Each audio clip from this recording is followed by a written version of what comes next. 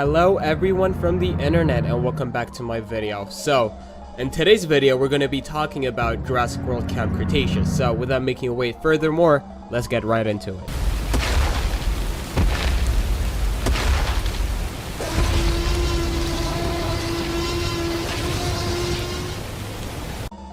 I haven't mentioned this earlier, but if you haven't seen Jurassic World Camp Cretaceous, I recommend you to get off of my video because it's gonna have some spoilers. So I'm warning you once again, it's gonna have some spoilers, so it's better if you leave now. So as you may have guessed it, Jurassic World Camp Cretaceous consists of teenagers going to Isla Nublar to see what Isla Nublar is all about. The main character of this TV show was Darius Bowman. He is aka the Dino Nerd in this franchise, or in this TV show. We have Brooklyn, which is the popular girl, or the internet sensational girl. We have Kenji, aka the rich guy who came into Isla Nublar on his own private helicopter. We have Sammy, which is a chubby redneck girl who came from Texas, I'm assuming, to Camp Cretaceous. And then we have Ben, who is this not feminine boy, but a very sensitive kid who is scared of everything. And last but not least, we have Yasmina. She is the most athletically advanced girl in the camp. So what I liked about this show is it showed another perspective of Isla Nublar during the 2015 event that we have never seen before, such as a new campsite. We haven't seen new dinosaurs, but that's the least of the problem. At least we got a new perspective or scenery of the park. Initially, during the first few episodes, I'd say between episode 1 and episode 4, I really did not enjoy the show. I was actually forcing myself to watch this show because I'm a big Jurassic Park and Jurassic World fan, and we're not getting enough content, so that is one of the reasons why I watched this show.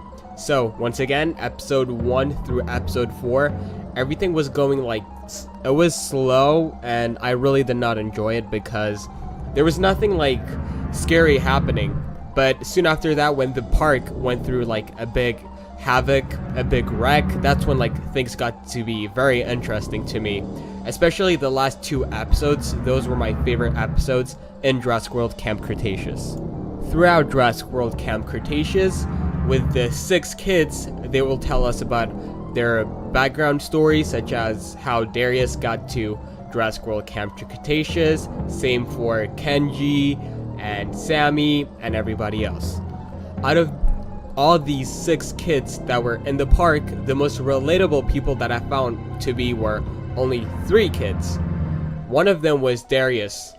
I found him to be very relatable because I was a fan of Jurassic Park or dinosaur related stuff since I was a kid, and I saw his excitement through me, so I found him to be very relatable. The other character that I really seemed to enjoy or found to be very relatable was Kenji, because he was always self-proclaimed alpha male of the group and always wanted to take leadership or anything else, which is very funny, and he's very corny, so I really enjoyed that about him. And last but not least, Yasmina was relatable because sometimes when you get in a camp with other people, you might not talk a lot because you get very shy and you stay in your bubble. So yeah, Darius, Yasmina, and Kenji were the only relatable characters that I found throughout the whole story.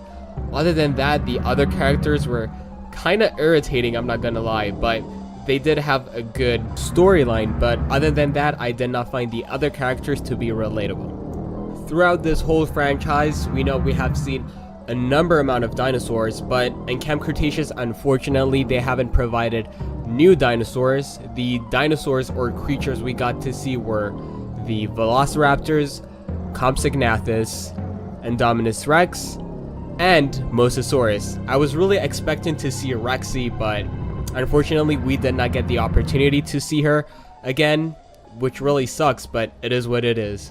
The only problem that I found throughout this whole TV show is I know it's for kids, but when you compare the detailed skin of the dinosaurs and the humans, it's really sad because when you look at the scales of the Carnotaurus, it looks so perfect. It looks movie realistic. like we've seen in Jurassic World Fallen Kingdom. But when you see the kids, they look like, I don't know, characters from Fall Guys, unfortunately. But after a while, you get over it and forget about how the kids don't look super realistic. But sometimes it gets a bit annoying because the most surfaces on this show, like the grass, the background, the floor, are very smooth. They have no rough edges or textures to them, so everything seems kind of fake. But after a while, you forget about it and get used to the universe you're given in Jurassic World Camp Cretaceous. Okay, now it's time to review this show. So personally, I found this show to be okay. Like, if I was not a Jurassic Park fan, I would never watch this show because it is too childish. And we know that this show is mainly made for kids, but as Jurassic Park fans, since we are in a drought of anything related to Jurassic Park or Jurassic World content, we will watch anything. But other than that, if it was a fan from another franchise or a person who is not a fan or has never seen Jurassic Park or Jurassic World, I am pretty sure they will not enjoy this show. The upsides of this show are the details on the skin for the dinosaurs, a new background story for Jurassic World on Isla Nublar. We got to see some scenes once again that happens in the event of Jurassic World, but from another perspective. We saw interesting and old characters such as Dr. Wu. The problem that I had with this show was like problems related to physics. For example, sometimes when you see Kenji and Darius run away from the Carnotaurus, they feel so light-weighted, it feels like they're not even touching the ground when they're running. Same happens for some dinosaurs, but mainly it happens to humans. It feels like as if they are weightless and they are just floating around. The other physics problem that I saw in this show was, for example, when the kids were kayaking in the mosasaur paddock, you remember the kayaks were close to the ladder, and after a while, the kayaks, for some reason, when they showed another perspective from the scene, were way further from the ladder, and that made me kind of confused. There were like some physics problem in this movie. The other problem, as I mentioned, was the non-detailed human faces. Everything was so smooth. Same goes for the last two episodes. When you saw the floor, everything was smoothed out. It felt like nothing had texture or rough edges. And last but not least, in my opinion, this story was pretty mediocre. Other than the last 4 scenes or 3 scenes, like everything else was pretty much very boring in my opinion, but that's just my opinion. So if I had to rate this show, I would give it, honestly, I'm being nice, but I would give it honestly a 70% out of 100, because if you were to tell other people to watch this who are not Jurassic Park fans, they will not enjoy it. But as a Jurassic Park fan, I kind of enjoy it, and it was decent since it's just made for kids, not for adults.